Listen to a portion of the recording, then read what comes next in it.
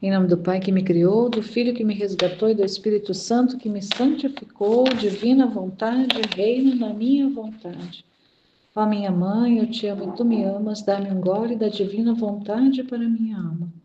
Me abençoa, Mãe, para que todas as minhas ações sejam feitas diante de vossos olhos maternais.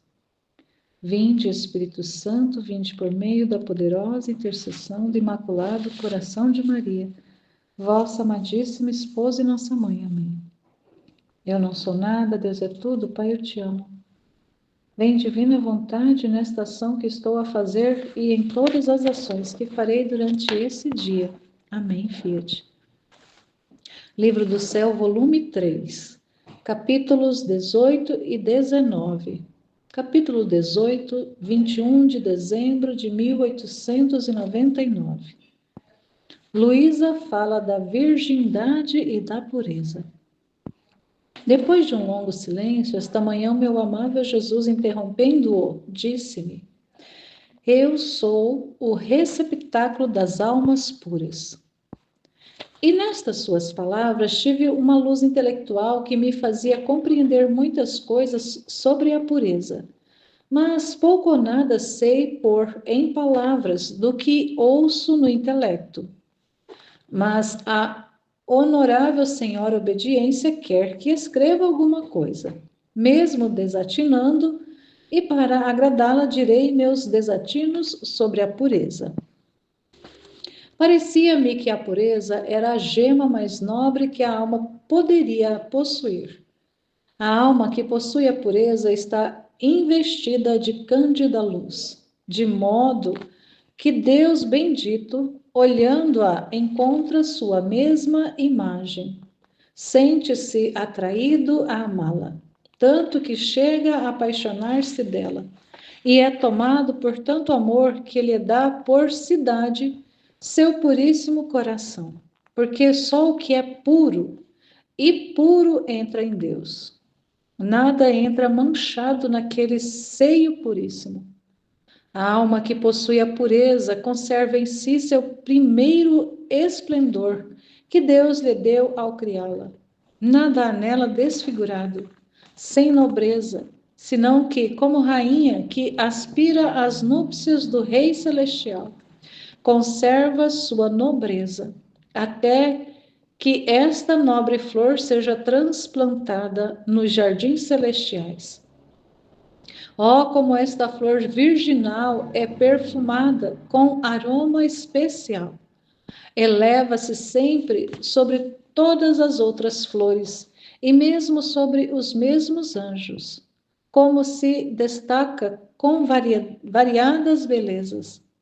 Assim, todos são tomados por estima e amor, e livremente todos lhe dão o passo até fazê-la chegar ao esposo divino, de modo que o primeiro posto em torno de Nosso Senhor é destas nobres flores. Então Nosso Senhor se deleita grandemente em passear no meio destes lírios que perfumam a terra e o céu.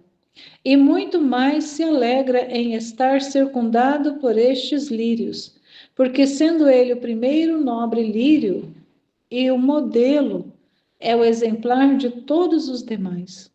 Oh, como é bonito ver uma alma virgem! Seu coração não emite outro alento que de pureza e de candura, nem sequer tem a sombra de outro amor, que não seja Deus. Também seu corpo exala cheiro de pureza.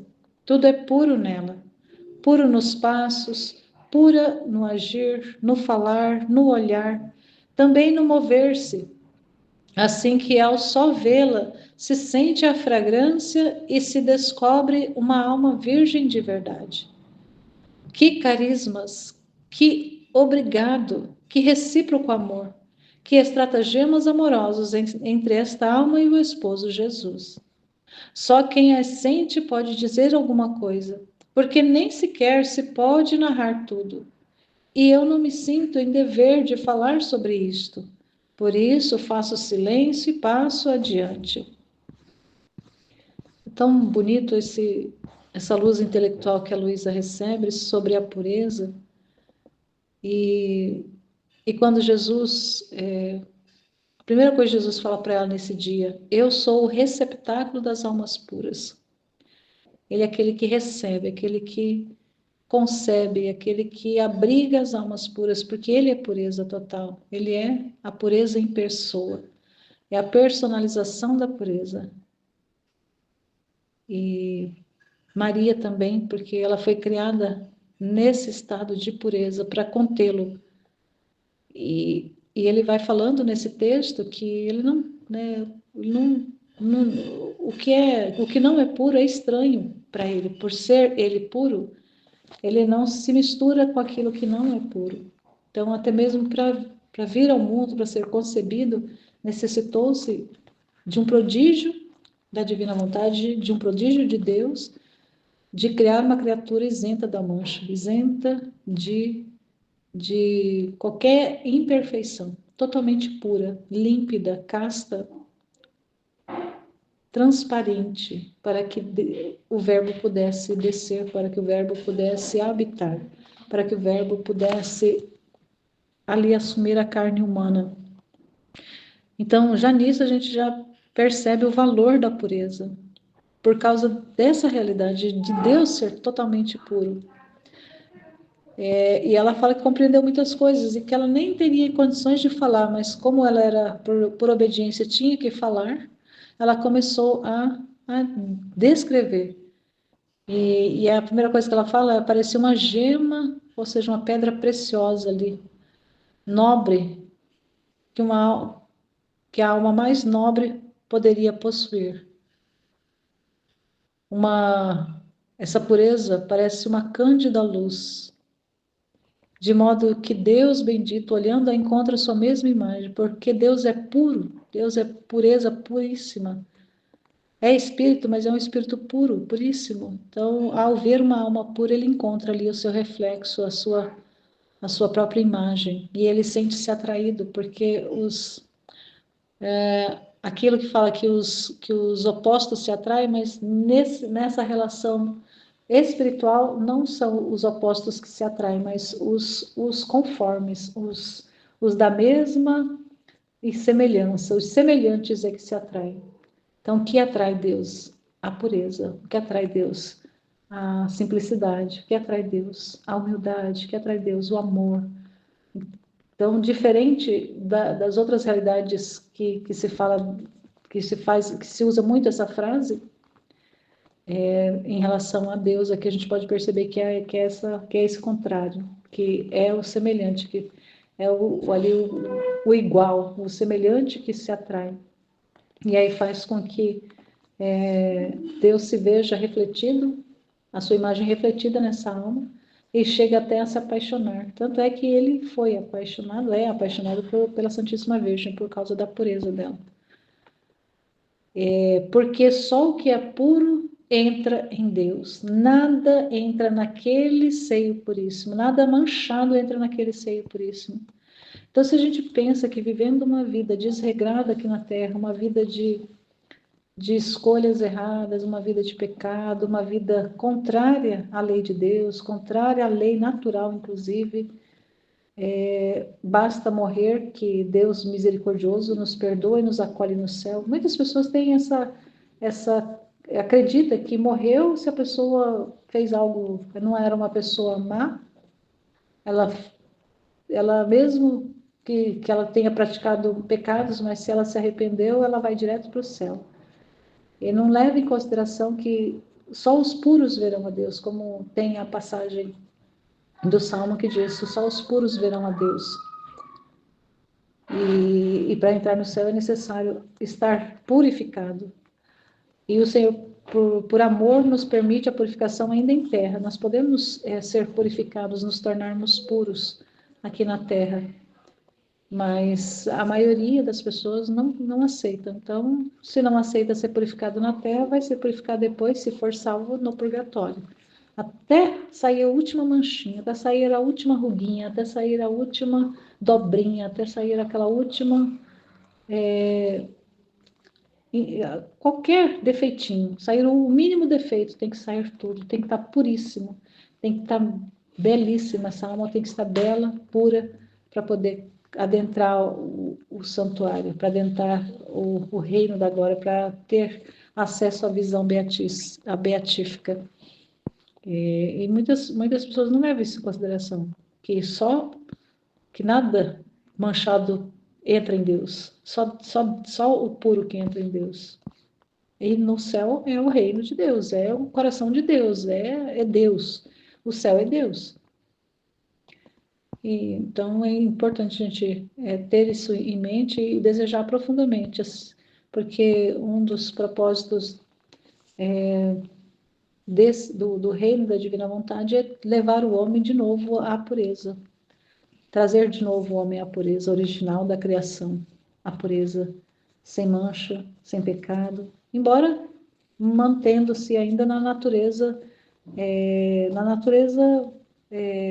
a nossa natureza ela é pequena, pequenez, é uma natureza limitada, embora a gente continue na limitação e na pequenez, mas sem a mancha do pecado, sem a mancha da contrariedade a Deus. Então, isso é importante a gente considerar isso. E quanto mais puro, mais agradável a Deus. No capítulo 19, de 22 de dezembro de 1899. Como Deus nos atrai a amá-lo em 3 modos, e como em 3 modos se manifesta a alma. Esta manhã, meu adorável Jesus não vinha. Depois de muito esperar e continuar esperando, apenas quase como um raio que foge se deixou ver várias vezes, mas me parecia mais uma luz que a Jesus. E nesta luz uma voz que dizia a primeira vez que veio: eu te atraio a me amar em 3 modos: a força de benefícios, a força de atrações e a força de persuasões.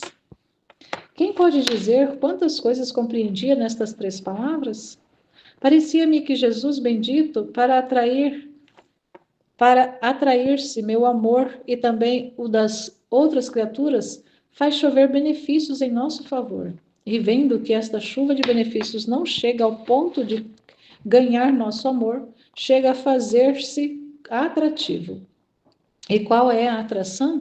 São as suas dores sofridas por nosso amor, até morrer jorrando sangue sobre uma cruz, onde se tornou tão atraente que apaixonou por si os seus próprios carrascos e seus mais ferozes inimigos. Além disso, para nos atrair, principalmente a tornar mais forte e estável nosso amor, deixou-nos a luz dos seus santíssimos exemplos, unidos à sua celeste doutrina, e que, como luz, nos purificam as trevas desta vida e nos conduzem à eterna salvação. A segunda vez que veio, me disse: eu me manifesto à alma em 3 modos diferentes, com a potência, com a notícia e com o amor. A potência é o Pai, a notícia é o Verbo, o amor é o Espírito Santo. Oh, quantas outras coisas compreendia, mas muito escassa é o que sei manifestar. Parecia-me que com o poder se manifesta Deus à alma em tudo o criado. Desde o primeiro ao último ser é manifestada a onipotência de Deus. O céu, as estrelas e todos os outros seres nos falam, embora em linguagem muda, de um ente supremo, de um ser incriado, de sua onipotência. Porque o homem mais instruído, com toda a sua ciência, não pode chegar a criar o mais vil mosquito. E isto nos diz que deve haver um ser incriado potentíssimo que criou tudo e dá vida e substância a todos os seres. Oh, como todo o universo, a claras notas e com caracteres indeléveis nos falam de Deus e de sua onipotência. Então, quem não vê é cego voluntário. Com a notícia, parece-me que Jesus abençoado, descendo do céu, veio pessoalmente à terra para nos dar a notícia do que para nós é invisível. E em quantos modos ele não se manifestou? Acredito que cada um, por si mesmo, compreenderá todo o resto. Por isso, não me alongo mais. Aqui a Luísa, ela poderia, né, colocar mais informações, descrever mais, porque ela tinha a graça ali de ter luz intelectual direta, ou escutar a própria voz de Jesus falando para ela, ensinando ela, narrando para ela as coisas. E nessas três formas que Jesus fala que se manifesta a alma, ele atrai. Primeiro, as três formas de atrair. Ele atrai a força de benefícios, a força de atrações e a força de persuasões. E aí ela compreendeu um pouco do que ele falava a respeito disso. E em relação ao atrair, parecia que Jesus bendito, para atrair ao meu amor e também das outras criaturas, faz chover benefícios. Tudo que nós temos são benefícios de Deus, tudo, tudo. Nós temos à disposição nossa, todas tudo que nós precisamos para a nossa subsistência aqui na Terra, nós temos. Então, isso são favores, são benefícios de Deus para nós. E, e aí depois ela vai falar da atração, que atração. Então, se nos benefícios a gente pode até mesmo colocar todas as demais criaturas, todas as demais obras criadas são benefícios que o Senhor nos dá. A vida em primeiro lugar. E a atração as dores, os sofrimentos da cruz, tudo que ele sofreu na cruz foram feitas de forma a atrair a criatura a ele. E tem uma passagem que fala, né, que na cruz ele atrairá a todos. E realmente a cruz atrai todos para ele. Ele tem essa força, esse poder de atração. De quem, principalmente, quanto mais a gente conhece em relação à paixão de Jesus, aos sofrimentos dele, a tudo que ele sofreu, mais a gente é atraído, mais a gente sente essa atração mesmo. Mas muitas vezes a gente acaba nem observando, não considerando. Mas se a gente prestar atenção, a gente vê que a gente é atraído, sim. E aí depois, a respeito da terceira forma que ele faz, que é a persuasão. Aqui ela não dá muitos detalhes sobre a persuasão, mas a gente pode ver que a questão da persuasão é até mesmo o que ele ensinou, o que ele deixou de ensinamento, são persuasões, ele usa de palavras persuasivas para poder nos convencer. Ele mesmo em pessoa é persuasivo mesmo. E depois ele fala da forma como ele se manifesta, que é com potência,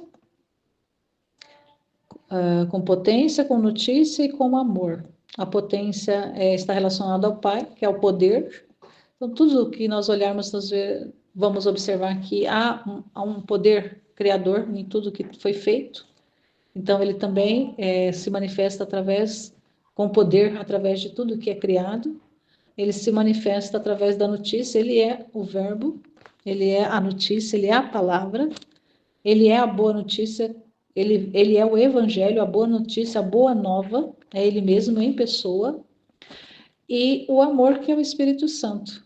E aí ela foi compreendendo várias coisas, e quanto mais a gente pensar a respeito, conversar com o Senhor a respeito, mais a gente vai descobrindo de características em relação a essas três formas de Deus se manifestar, que é pelo amor, pela potência e pela palavra, pelo verbo, pela notícia. E está aí, o Senhor está aí, se manifestando pela palavra, está aí se manifestando pelo tudo que foi criado, demonstrando o seu poder criador, e pelo amor, por essa força que nos atrai também para amar, não só a Deus, mas amar os outros também. E é isso. Amém, Fiat.